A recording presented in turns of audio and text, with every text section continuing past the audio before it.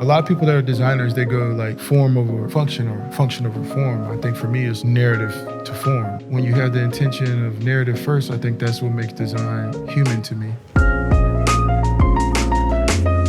My name is Michael Bennett of Studio Kër, and I'm the creative director.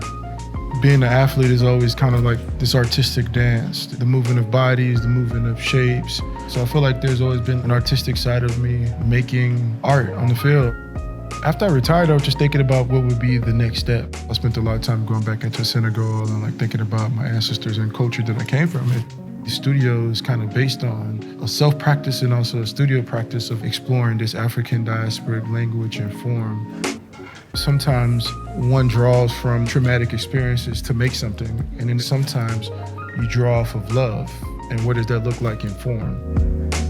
The light is very subtle but powerful. The fins of it, the shadows that's being made through that, those things that feel like connective tissue, I think that's important to this design, is to be able to have this round thing that leans out and becomes almost like a cover, a pergola or something, where it's just like there's people underneath this thing and this light is becoming the sun.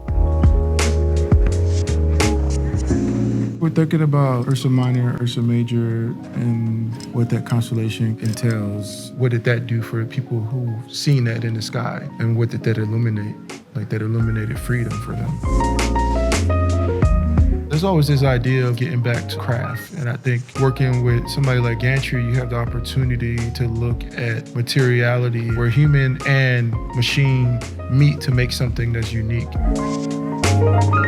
Objects, they're just like architecture. They hold memory and time. And when I look at this lamp, it brings back hopefulness and joys about brighter futures through collaboration and creativity.